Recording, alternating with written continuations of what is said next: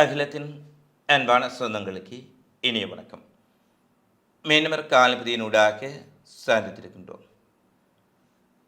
காசாவில் இஸ்ரேல் நடத்தும் இனப்படுகொலை உச்சமடைந்துள்ள சூழ்நிலையில் அமெரிக்க அதிபர் டொனால்ட் ட்ரம்ப் மத்திய கிழக்கு நாடுகளுக்கு 4 நாள் பயணமாக வந்திருக்கின்றார்.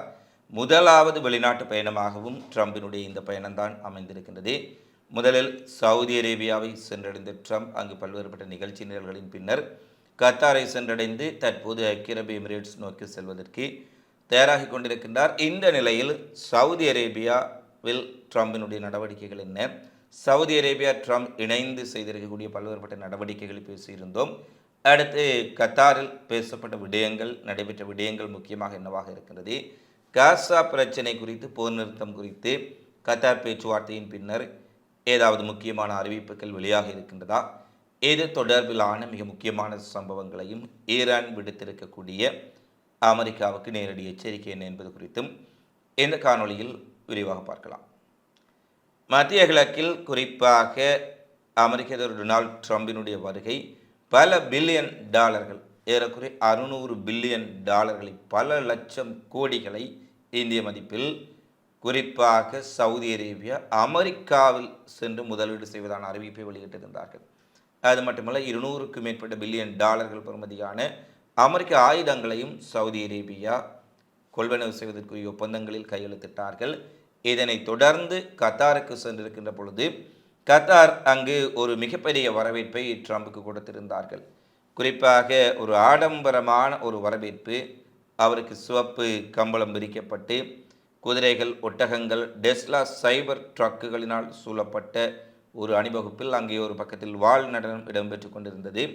பல்வேறுபட்ட என்ன உச்சபட்சமான வரவேற்பை கொடுக்க முடியுமோ அந்த வரவேற்பை எல்லாம் அவர்கள் கொடுத்திருக்கின்றார்கள். அது மட்டுமல்ல, குறிப்பாக சவுதி அரேபியாவைப் போலவே சவுதி அரேபியாவை விட ஒருபடி மேலே சென்று 1 மில்லியன் கிடையாது, 1 டிரில்லியனுக்கு மேற்பட்ட வர்த்தக உடன்படிக்கைகளில் அமெரிக்காவுடன் இவர்கள் கச்சாத்திட்டிருக்கின்றார்கள் என்ற செய்திகளும் தற்போது வெளியாக இருக்கின்றன. சவுதி அரேபியா 600 பில்லியன் டாலர்கள் வரை சென்றார்கள். இவர்கள் 1 டிரில்லியனுக்கு மேற்பட்ட வர்த்தக உடன்படிக்கையை கச்சாத்திட்டிருக்கின்றார்கள். அதேபோல் அமெரிக்காவினுடைய போயிங் நிறுவனத்திடம் இருந்து 160 விமானங்களை கட்டார் ஏர்வேஸ் நிறுவனத்திற்கு வாங்குவதற்காக 200 பில்லியன் அமெரிக்க டாலர்கள் மதிப்பிலான ஒப்பந்தமும் கச்சாத்திடப்பட்டிருக்கின்றது என்ற அறிவிப்பு வெளியாக இருக்கின்றது. இது மட்டுமல்ல, மத்திய கிழக்கிலேயே கத்தாரில் தான் அமெரிக்காவின் மிகப்பெரிய விமான நிலையம் அமைந்திருக்கின்றது. கத்தாரில் இருக்கக்கூடிய இராணுவ தளத்தில் கடவுள் அமெரிக்காவை ஆசீர்வதிப்பாராக என்ற பாடலுக்கு இராணுவத்தினருடன் சேர்ந்து ட்ரம்ப் நடனமாடுகின்றார். கத்தாரில் இருக்கக்கூடிய அல் உதை இராணுவ தளத்தில் இந்த நடனம் இடம்பெறுகின்றது. ஜனாதிபதி தனது உரையை தொடங்குவதற்கு முன்பாக மேடையில் நின்று அமெரிக்கர்களை கடவுள் ஆசீர்வதிப்பார்கள் என்ற பாடலுக்கு நடனமாடி இராணுவ துருப்புக்களுடன் தன்னுடைய மகிழ்ச்சியை பகிர்ந்து கொள்கின்றார். அதன் பின்னர் கட்டார் மிகப்பெரிய அளவில் வர்த்தக ஒப்பந்தங்கள், மத்திய கிழக்கில் இருக்கக்கூடிய மிகப்பெரிய அளவிலான வர்த்தகத்தை எல்லாம் அமெரிக்காவில் முதலீடு செய்வதற்கு இவர்கள் தயாராக இருக்கின்றார்கள். அமெரிக்கா விழுந்துவிடக்கூடாது என்பதில் அமெரிக்காவை விட இந்த மத்திய கிழக்கு நாடுகள் மிகப்பெரிய முதலீட்டை அமெரிக்காவுக்குள் கொண்டு சென்று சேர்ப்பிப்பதனூடாக அல்லது அமெரிக்க தொழில் நிறுவனங்களுக்கு வழங்குவதனூடாக அமெரிக்காவை தாங்கி பிடிக்கக்கூடிய ஒரு தூண்களாக மாறியிருக்கின்றார்கள் இந்த அரபிக்கள் என்பதுதான் கவலைக்குரிய விடயம். இதை ஏன் கவலைக்குரிய விடயம் என்று சொல்கின்றோம் என்று சொன்னால், கட்டார் மன்னர் ஒரு வீடியோ பதிவுகளை பார்க்கின்ற பொழுது எங்களுடைய வாட்ஸ்அப் சேனலில் பதிவேற்றுகின்றோம், நீங்கள் பார்க்கலாம். தன்னுடைய அரண்மனையினுடைய விரிவாக்கம் பற்றியும் ஆடம்பரங்கள் குறித்தும் ட்ரம்புக்கு சுட்டி காட்டுகின்றார். அவர் வியப்படைந்து எவ்வளவு அழகான ஒரு அரண்மனை, மிக பிரமாண்டமாக அமைந்திருப்பதாக கூறுகின்றார். அந்த வீடியோ பதிவுகளை எல்லாம் கட்டாரும் வெளியிடுகின்றார்கள், வெள்ளை மாளிகையும் வெளியிடுகின்றார்கள். தங்களுடைய செல்வ செழிப்புகளை எல்லாம், தங்களுடைய ஆடம்பர கட்டுமானங்களை எல்லாம் இவர்கள் ட்ரம்புடன் பகிர்ந்து கொள்கின்றார்கள். ட்ரம்பை மிகப்பெரிய அளவில் வரவேற்பு அளிக்கின்றார்கள். ட்ரம்புக்கு பல பில்லியன் டாலர்களை கொடுத்து அங்கே முதலீடுகளை அமெரிக்காவுக்குள்ளே மிகப்பெரிய அளவில் கொண்டு செல்கின்றார்கள். இவர்கள் வர்த்தகம் செய்ய வேண்டும், இவர்கள் அமெரிக்காவுடன் வர்த்தகம் செய்து தங்கள் நாட்டை முன்னேற்றிக் கொள்வதில், புதிய தொழில்நுட்பங்களை கொண்டு வருவதில், புதிய நவீன முறைகளை கொண்டு வருவதில் யாருக்கும் ஆட்சேபனை இல்லை. ஆனால் இந்த ட்ரம்பினுடைய விஜயத்தின் போது மத்திய கிழக்கில் குறிப்பாக பாலஸ்தீனத்தில் காசாவில் நிலைமை எவ்வாறு இருக்கின்றது என்பதையும் நாங்கள் சிந்தித்து பார்க்க வேண்டும். இப்படியான ஒரு நேரத்தில் இவ்வளவு பெரிய ஒரு வரவேற்பு கொடுப்பதில் தப்பதில்லை. மிகப்பெரிய ஒரு வரவேற்பு. சவுதி அரேபியா, கத்தார் கூறுகின்றார்கள், ட்ரம்புக்கு நாங்கள் எங்களால் முடிந்த அளவுக்கு வரவேற்பு அளித்திருக்கின்றோம், அவரை மகிழ்ச்சிப்படுத்தி இருக்கின்றோம். ஆனால் ட்ரம்ப் இங்கு கத்தாரில் இருக்கக்கூடிய விமான நிலையத்தில் இராணுவத்தினருடன் நடனமாடிக்கொண்டிருக்கின்றார். சவுதி அரேபியா மன்னருடன் விருந்துண்டு கொண்டிருக்கின்றார். சவுதி அரேபியா மன்னரின் ட்ரம்பும் சிலாகித்து அவர்கள் வர்த்தக ஒப்பந்தங்களை செய்து தங்களுடைய ஆடம்பரங்களை மேலும் பெருக்குவதற்கான நடவடிக்கைகளை மேற்கொண்டிருக்கின்றார்கள். சம நேரத்தில் காசாவில் இஸ்ரேலினுடைய குண்டு வீச்சுக்களினால் குழந்தைகள் கொல்லப்பட்டு கடந்த 48 மணி நேரத்தில் இந்த ட்ரம்ப் வருகையின் பின்னர் 147 காசா குடிமக்கள் கொல்லப்பட்டிருக்கின்றார்கள். 38 குழந்தைகள் கொல்லப்பட்டிருக்கின்றார்கள். குழந்தைகளும் பெண்களும் நோயாளிகளும் இரத்தமும் சதையுமாக அங்கு மருத்துவமனைகளிலும் மருத்துவமனைக்கு வெளியேயும் அகதிகள் முகாம்களிலும் கூடாரங்களிலும் ஐநா பள்ளிகளிலும் சிதறி கிடக்கின்றார்கள். அவர்களுக்கு உணவில்லை, மருத்துவம் இல்லை. இப்படியான ஒரு இக்கட்டான நிலையில் இவர்கள் காசா குறித்து முதன்மையாக பேசுவார்கள் என்று எதிர்பார்க்கப்பட்டது. காசா குறித்து பேசியதாக குறிப்பிடுகின்றார்கள். காசா விடயத்தில் நீங்கள் தீர்வை கொண்டு வர வேண்டும் என்று கோரியதாக கத்தார் அரசர் பேசுகின்றார். ஆனால் இவர்கள் இவ்வளவு பெரிய முதலீடுகளை அமெரிக்காவில் செய்கின்ற பொழுது, இவ்வளவு பெரிய நிறுவனங்களுக்கான ஒத்துழைப்புகளை அமெரிக்காவுக்கு வழங்கும் பொழுது, அதற்கான ஒரு டிமாண்டாக காசாவில் உடனடியாக போர் நிறுத்தத்தை அமுல்படுத்த வேண்டும் என்பதை வைத்திருந்தால் நிச்சயமாக அமெரிக்காவுக்கு ஒரு செய்ய வேண்டிய கட்டாய சூழ்நிலை ஏற்பட்டிருக்கும். ஆனால் இவர்களும் காசாவா என்று வரும் பொழுது காசுதான் முக்கியம் என்று இந்த அரபுலக நாடுகள், சவுதி அரேபியா, கத்தார், எமிரேட்ஸ் போன்றவர்கள் காசின் பக்கம், பணத்தின் பக்கம், ஆடம்பரத்தின் பக்கம் சென்றிருக்கின்றார்கள். காசா மக்கள் குறித்து ஒரு கறிவேப்பிலை போல எல்லாவற்றையும் பேசி முடித்துவிட்டு, எல்லா ஒப்பந்தங்களையும் செய்துவிட்டு, எல்லா முதலீடுகளையும் செய்துவிட்டு, ட்ரம்ப், அமெரிக்கா இவர்களுடைய நாடுகளுக்கு இடையிலான பலதரப்பட்ட திட்டங்களை எல்லாம் ஒப்பந்தமாக கையெழுத்துவிட்டு இறுதியாக காசா குறித்து நாங்கள் பேசியிருக்கின்றோம், காசாவில் அமைதியை கொண்டு வருவதற்கான முயற்சிகளை மேற்கொண்டிருக்கின்றோம் என்று ஒரு அறிவிப்பை மட்டும் வெளியிடுவதுதான் வருத்தத்துக்குரிய விடயமாக இருக்கின்றது. உண்மையில் இந்த மத்திய கிழக்கு நாடுகளினுடைய அழுத்தம் இருந்திருந்தால் ட்ரம்ப் ஸ்டேலுக்கு ஒரு அழுத்தத்தை காசா மீது போர் தொடர்பாக கொடுத்திருந்தால் நிச்சயமாக இவ்வளவு பெரிய தாக்குதலை இந்த நெதன்யாகு ஸ்டேல் நடத்தி இருப்பதற்குரிய வாய்ப்புகள் இல்லை. ஏனெனில் காசாவில் போடப்படும் ஒவ்வொரு குண்டுகளுக்குள்ளும் இருப்பது அமெரிக்காவின் ஆயுதங்கள். அமெரிக்காவினுடைய இந்த ஆயுதங்களை அரபுக்கள் வாங்கி இந்த பணத்திலே அவர்கள் மீண்டும் இஸ்ரேலினூடாக பாலஸ்தீனத்தில் குண்டுகள் போட்டு கொண்டிருக்கின்றார்கள். பாலஸ்தீனர்களுடைய இரத்தம் தோய்ந்த பணம் தான் அரபிக்களிடமும் அமெரிக்காவுடனும் வர்த்தகமாக மாறிக்கொண்டிருக்கின்றது என்பதுதான் ஒரு மிகப்பெரிய கவலைக்குரிய விடயமாக இருக்கின்றது. கத்தார் பயணம் முடிவுக்கு வருகின்ற சூழ்நிலையில் ட்ரம்ப் ஒரு விடயத்தை சவுதி அரேபியாவிலும் குறிப்பிடுகின்றார், கத்தாரிலும் குறிப்பிடுகின்றார். அரபு உலக நாடுகள் அனைத்தும் கூடியிருக்கின்ற போது ஒரு உச்சி மாநாடு போல பேசிக் கொண்டிருக்கின்றார்கள். அப்போது ட்ரம்ப் குறிப்பிடுகின்றார், சவுதி அரேபியாவை புகழ்கின்றார், கத்தாரை புகழ்கின்றார், எமிரேட்ஸை புகழ்கின்றார். இதில் ஈரான் குறித்து, ஈரான் மிகவும் ஒரு சிக்கலான பயங்கரவாதத்திற்கு ஒத்துழைப்பு கொடுக்கக்கூடிய நாடு.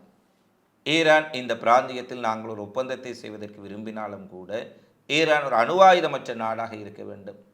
ஈரான் மிக பெரிய அளவில் சிக்கலான வேலைகளை இந்த பிராந்தியத்தில் செய்து கொண்டிருக்கின்றார்கள் என ஈரானை தனிமைப்படுத்தக்கூடிய அல்லது ஈரானுடன் தான் ஒப்பந்தம் செய்ய போகின்றேன், ஈரானுடன் நாங்கள் நல்ல முறையில் ஒரு இயல்பாக்கத்தை ஏற்படுத்தப் போகின்றோம் என்று உதட்டில் கூறினாலும் உள்ளத்தில் தன்னுடைய மனதில் இருக்கக்கூடிய விஷத்தை அரபுலகத்தில் கக்கி இருக்கின்றார்.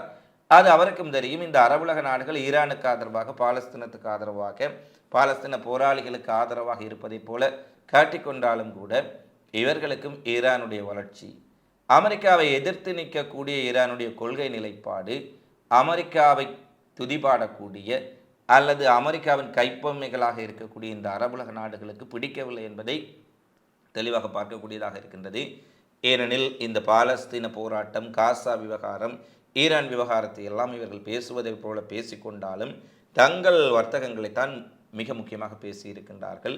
இந்நிலையில் ஈரானை தனிமைப்படுத்தும் விதமாக அமெரிக்கா பல கருத்துக்களை அங்கு வெளியிட்டிருக்கும் சூழ்நிலையில் ஈரானும் மிக கடுமையான ஒரு எச்சரிக்கையை அமெரிக்காவுக்கு விடுத்திருக்கின்றார்கள். இந்த பிராந்தியத்தில் பயங்கரவாத அமைப்புகளுக்கு நிதி அளிப்பவர்களாக ஈரானை ட்ரம்ப் சுட்டி காட்டியிருக்கின்றார்கள். ஆனால் இந்த பிராந்தியத்தின் பயங்கரவாதியே இஸ்ரேல் தான். அந்த மக்களினுடைய நிலங்களை, அவர்களுடைய தாயக பிரதேசங்களை கபலீகரம் செய்து அவர்களை குண்டுகள் போட்டு இங்கு கொலை செய்வது இஸ்ரேல். இந்த இஸ்ரேலின் சிவிலியன்கள் மீதான, பாலஸ்தீனர்கள் மீதான படுகொலையின் ஒவ்வொரு அங்கத்திலும் அமெரிக்காவுக்கு பங்குள்ளது. இதை வெட்ட வெளிச்சமாக அனைவரும் அறிந்திருக்கின்றார்கள். எனவே பயங்கரவாதத்திற்கு நிதியளிப்பவர்கள் நாங்கள் கிடையாது, நீங்கள் தான் என்பதை இஸ்ரேலுக்கு நிதியளிக்கும் அமெரிக்காவை நேரடியாக சுட்டிக்காட்டி ஈரானும் மிக பெரிய அளவிலான ஒரு கண்டனத்தை வெளியிட்டிருக்கின்றார்கள். ஏனெனில் ஈரான் சவுதி அரேபியாவில் பேசியதற்கு அமைதி காத்தார்கள்.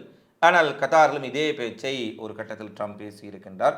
ஈரானும் பதிலடி கொடுத்திருக்கின்றார்கள். பயங்கரவாதிகள் இஸ்ரேல், இந்த பிராந்தியத்தை ஆபத்துக்குள்ளாக்கியவர்கள் இஸ்ரேல், அழிப்பவர்கள் இஸ்ரேல், இஸ்ரேலுக்கு ஆயுதங்களையும் உதவியையும் பணத்தையும் கொடுக்கும் நீதான் பயங்கரவாதிக்கு உதவி அளிப்பவன் என்பதை கூறியிருக்கின்றார்கள். அதேபோல் இன்று பெஷஸ்கியன் ஒரு அறிவிப்பை விடுத்திருக்கின்றார். அரபுல நாடுகள் அனைத்தையும் ஒன்று சேர்ந்து கொண்டு புதிய ஒரு வர்த்தக சாம்ராஜ்யத்தை அல்லது புதிய ஒரு அமெரிக்க அரபுலக கூட்டணியை உருவாக்கி கொண்டு ஈரானை, காசாவை, ஏமனை தனிமைப்படுத்தக்கூடிய அமெரிக்காவினுடைய நடவடிக்கைகளை ஈரான் உணர்ந்து கொண்டார்களோ என்னவோ, ட்ரம்பினுடைய மிரட்டல்களுக்கு ஈரான் ஒருபோதும் தலை வணங்காது என்பதை ட்ரம்புக்கு ஞாபகப்படுத்தி கொள்ள விரும்புகின்றோம். இந்த பிராந்தியத்தில் எந்த நாடுகள் தங்களுடைய சுயநலத்திற்காக பாலஸ்தீன நிலைப்பாட்டை சமரசம் செய்து கொண்டாலும் ஈரான் ஒருபோதும் சமரசம் செய்யாது எனவும், எந்த மிரட்டலுக்கும் தலை வணங்காது என்றும் ஈரானுடைய ஜனாதிபதி பெஷாஸ்கியன் தெரிவித்திருக்கின்றார்.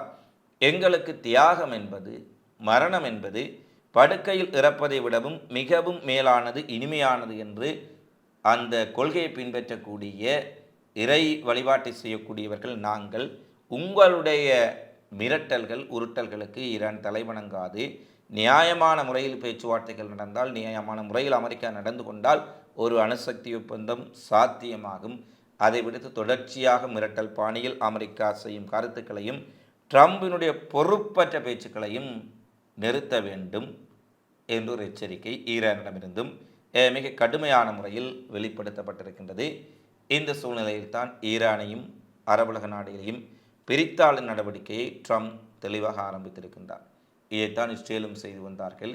இஸ்ரேலுடன் அமெரிக்கா தொடர்பு இல்லை என்பதை போல காட்டிக்கொண்டாலும் உண்மையில் தொடர்புகளை குறைத்து விட்டார்களா, அல்லது மத்திய கிழக்கில் இருக்கக்கூடிய இந்த பில்லியன் கணக்கான டாலர்களை இவர்களை ஏமாற்றி, இவர்களை முட்டாள்களாக்கி பெற்றுக்கொள்வதற்காக இஸ்ரேலுடன் தொடர்புகளை துண்டித்திருப்பதைப் போல அமெரிக்கா காட்டிக்கொள்கின்றார்கள் என்பதை அடுத்து வரும் நாட்களில் தெரிந்துவிடும். உண்மையில் இவர்கள் இஸ்ரேலுடன் தொடர்புகளை துண்டித்து இஸ்ரேலுடனான உறவுகளில் விரிசல் ஏற்பட்டு இஸ்ரேலினுடைய இனப்படுகொலைக்கு எதிராக இஸ்ரேலுக்கான உதவிகளை நிறுத்தினால் நிச்சயமாக ட்ரம்ப், அமெரிக்கா பாராட்டுக்குரியவர்கள் என்பதையும் நாங்கள் இங்கு நினைவுபடுத்திக் கொள்ள வேண்டும். ஆனால் அதனுடைய உண்மை தாற்பயம் என்ன என்பதை நாங்கள் அடுத்து வரும் நாட்களில் ட்ரம்பினுடைய மத்திய கிழக்கு பயணம் முடிந்த பின்னர் மிக தெளிவாக பார்க்கக்கூடியதாக இருக்கும் என்பதைத்தான் நாங்கள் இங்கே கூறிக்கொள்ள வேண்டும். அடுத்து ஏமனுடைய கவுதி படைகள் ட்ரம்ப் மத்திய கிழக்கில் இருக்கின்ற பொழுதே ட்ரம்ப் மத்திய கிழக்கில் இருந்து ஒப்பந்தங்களை செய்து கொண்டிருக்கின்றார். ஆனால் காசாவில் ஐரோப்பிய மருத்துவமனையை இஸ்ரேல் தகர்த்து கொண்டிருக்கின்றார்கள். பாடசாலைகள் மீது குண்டு போட்டு கொண்டிருக்கின்றார்கள். நூற்றுக்கணக்கானவர்கள் கொல்லப்பட்டு கொண்டிருக்கின்றார்கள். கவுதிகள் கூறியது போல அமெரிக்க கப்பல்களையும் அமெரிக்காவினுடைய தளங்களையும் தான் நாங்கள் தாக்க மாட்டோம், இஸ்ரேல் இனப்படுகொலை நிறுத்தும் வரை தாக்குதல் நடத்துவோம் என்பதை தெளிவாக தெரிவித்திருந்தார்கள். அமெரிக்கா இஸ்ரேலை தாக்கக்கூடாது என்ற கோரிக்கையும் கவுதிகள் மறுத்திருந்தார்கள். அது அமெரிக்காவுடன் மட்டுமே அவர்களுடைய போர் நிறுத்தம். அந்த வகையில் இவர் மத்திய கிழக்கில் இருக்கின்ற பொழுதே பெங்குரியன் விமான நிலையம், கைஃபா துறைமுகம் மற்றும் டெல்லவி நகரத்தை நோற்றும் 3 கெப்பசோனிக் ஏவுகணைகளை கவுதிப்படை ஏவி இருக்கின்றார்கள். இந்த ஏவுகணைகள் இடைமறிக்கப்பட்டதாக இஸ்ரேல் கூறுகின்றது. ஆனால் ஒரு ஏவுகணை துல்லியமாக தங்களுடைய இலக்கை தாக்கி மிகப்பெரிய சேதத்தை ஏற்படுத்தி இருக்கின்றது. அது ட்ரம்ப் வந்தாலும் யார் வந்தாலும் பாலஸ்தீன படுகொலை நிறுத்தப்படும் வரை நாங்கள் எங்களுடைய தாக்குதலை நிறுத்தப் போவதில்லை என்ற ஒரு எச்சரிக்கையும் ஏமன் படைகள் விடுத்திருப்பதுடன் கவுதி படைகள் ஒரு விடயத்தை குறிப்பிடுகின்றார்கள். அமெரிக்காவை நம்பி பின்னால் செல்லக்கூடியவர்களுக்கு என்ன நடக்கும் என்பதை ஆப்கானிஸ்தானை பார்த்து, ஈராக்கை பார்த்து, சிரியாவை பார்த்து நீங்கள் தெரிந்து கொள்ள வேண்டும். ஆனால் மீண்டும் மீண்டும் தன்னுடைய வலையில் வீழ்த்தி இந்த அரபுலக நாடுகளை அமெரிக்கா மீண்டும் அடிமைப்படுத்துவதில் வெற்றி கண்டு கொண்டிருக்கின்றார்கள். நீங்கள் அமெரிக்காவுக்கு அடிபணிய வேண்டியதில்லை, அமெரிக்காவுக்கு அச்சப்பட வேண்டியதில்லை, இறைவனுக்கு மட்டும் அச்சப்பட்டவர்களாக அடிபணிந்தவர்களாக இருந்தால் போதும், நீங்கள் யாருக்கும் அடிபணிய தேவையில்லை என்று அரபிக்களுக்கு ஒரு மறைமுகமான செய்தியையும் இந்த ஒப்பந்தங்களின் பின்னர் ட்ரம்புக்கு கொடுக்கப்பட்ட வரவேற்புகளின் பின்னர் கவுதிகள் ஒரு காரசாரமான ஒரு வீடியோ பதிவை வெளியிட்டிருக்கின்றார்கள். அதில் அந்த வீடியோ பதிவை பார்க்கின்ற பொழுது தெரியும், பாலஸ்தீனத்தில் குழந்தைகள் இறந்து கொண்டிருக்கின்றார்கள், மருத்துவமனைகள் பற்றி எறிந்து கொண்டிருக்கின்றது. இங்கே கட்டார் மன்னர் அரண்மனையை சுட்டி காட்டுகின்றார். சவுதி மன்னர் ட்ரம்புடன் மிக லாபகமாக சிரித்து பேசிக் கொண்டிருக்கின்றார். அந்த விடயங்களை பார்க்கக்கூடியதாக இருக்கின்றது. இது ஏமனுடைய கருத்தாக இருக்கின்றது. இந்த நிலையில்தான் பிரான்சினுடைய ஜனாதிபதி மேக்ரோன் மிக கடுமையான கண்டனத்தை நெதன்யாகுவுக்கு வெளிப்படுத்தி இருக்கின்றார். காசாவுக்கு மனிதாபிமான உதவி வழங்குவது தொடர்பான நெதன்யாகுவின் கொள்கை ஏற்றுக்கொள்ள முடியாதது மற்றும் வெட்கக்கேடானது. இஸ்ரேல் நடத்தும் இனப்படுகொலை குறித்து ஐரோப்பிய நாடுகள் ஒரு தீர்க்கமான முடிவு எடுக்க வேண்டிய நேரமாக இது இருக்கின்றது. இஸ்ரேல் மீதான தடைகளை அதிகரிப்பது குறித்து ஐரோப்பிய நாடுகள், ஐரோப்பிய யூனியன் பரிசீலிக்க வேண்டும். தாமதமின்றி இஸ்ரேல் மீது தடைகளை ஏற்படுத்த வேண்டிய நேரமாக இருக்கின்றது என ஒரு கடுந்தொனியில் மேக்ரோனும் தன்னுடைய கருத்துக்களை வெளிப்படுத்தி இருக்கின்றார். அதேபோல ஸ்பெயின் பிரதமர், இஸ்ரேல் இவ்வளவு இனப்படுகொலை செய்கின்றார்கள், உதவிப் பொருட்களை தடுத்திருக்கின்றார்கள், மில்லியன் கணக்கான மக்களை பசியோடு கொல்வதற்கு தயாராக இருக்கின்றார்கள், இதனால் இஸ்ரேலுடனான அனைத்து வர்த்தகங்களையும் நாங்கள் துண்டிப்பதாக ஸ்பெயின் அறிவித்திருக்கின்றது. இஸ்ரேல் மட்டுமல்ல, யார் இனப்படுகொலை செய்தாலும் அவர்களுடனான உறவுகளை நாங்கள் துண்டித்து விடுவோம் என ஸ்பெயின் நேரடியாக தெரிவித்திருக்கின்றார்கள். இத்தாலி நாடாளுமன்றத்தில் மிகப்பெரிய அளவில் பாலஸ்தீனத்திற்கு ஆதரவாக ஒரு நாடாளுமன்ற உறுப்பினர் பேசியிருக்கின்றார். அவர் இத்தாலியினுடைய பிரசிடென்ட் ஜார்ஜியா மெலோனியால் அவருடைய பேச்சுக்கு பதிலளிக்க முடியாமல் தடுமாறி இருக்கின்றார்கள். இவ்வளவு பேர் கொல்லப்பட்டிருக்கின்றார்கள், இத்தனை குழந்தைகள் கொல்லப்பட்டிருக்கின்றார்கள், இவ்வளவு கொலைகார கும்பலை பார்த்த பின்னும் உங்களுடைய மனதில் இரக்கம் பெறவில்லையான ஒரு மிகப்பெரிய அளவிலான ஒரு உரை அங்கு ஆங்கிலத்தில் அவர் பேசியிருக்கிறார். எங்களுடைய அடுத்த சேனல் அகில மீடியா சேனலில் அந்த வீடியோ பதிவு பேச்சை நாங்கள் முழுமையாக பதிவேற்றுவோம். அதை நீங்கள் இரவில் பார்த்து கொள்ள முடியும் என்பதை தெரிவித்துக் கொள்கின்றோம். அவ்வாறு இந்த ஐரோப்பிய நாடுகளில் இருக்கக்கூடிய நாடுகளை இஸ்ரேலின் இனப்படுகொலைக்கு எதிராக கிளர்ந்தெழுகின்ற பொழுது இஸ்ரேல் மீது தடைகளை விதிக்க வேண்டும் என அவர்கள் மிகப்பெரிய அளவில் அறச்சீற்றம் கொள்ளும் பொழுது இந்த அரபுலக நாடுகள் காசாவா என்று வரும் பொழுது காசின் பக்கம்தான் முழுமையாக செல்லப் போகின்றார்களா, அல்லது மனிதாபிமானத்தோடு மனிதநேயத்தோடு காசா மக்கள் குறித்தும் ஏதாவது சிந்தித்து செயலாற்றப் போகின்றார்களா, அமெரிக்காவுக்கு அழுத்தம் கொடுக்கப் போகின்றார்களா? மிகப்பெரிய $பில்லியன் அமெரிக்காவுக்கு கொடுத்தவர்கள் இந்த நேரத்தில் காசா விடயத்தில் தெளிவான ஒரு விடயத்தை முன்வைத்தால் நிச்சயமாக அமெரிக்கா அதை செய்வதற்கு வேண்டிய ஒரு தேவை அமெரிக்காவுக்கு ஏற்படும். விரும்பியோ விரும்பாமலோ தன்னுடைய வர்த்தக நலன்களை இங்கு பாதுகாப்பதற்காகவாவது செய்ய வேண்டிய ஒரு சூழல் ஏற்படும். அதை இவர்கள் பயன்படுத்தி கொள்வார்களா என்பது $1 மில்லியன் கேள்வி. இதிலிருந்து இவர்கள் அரபிக்கல், அரபுலக நாடுகள் காசா மக்களை, பாலஸ்தீன சுதந்திரத்தை உண்மையில் ஆதரிக்கின்றார்களா அல்லது வெற்று பேச்சுக்காகத்தான் இவர்கள் இந்த அறிக்கைகளை விட்டு கொண்டிருக்கின்றார்களா என்பதை இன்னும் சில நாட்களில் நாங்கள் இந்த உலக அரங்கில் நடைபெறப் போகின்ற நிகழ்வுகளை வைத்து பார்க்கலாம். இந்த காலைப்பதி தொடர்பிலான உங்களது மதிப்பான கருத்துக்களை தவறாமல் கமெண்ட்ஸில் பதிவிடுங்கள் என கேட்டுக்கொண்டு மீண்டும் அடுத்த காணொளியில் உங்களை சந்திக்கும் வரை உங்களிடமிருந்து விடைபெறும் நான் உங்கள் அன்பின் சந்துரு. வணக்கம்.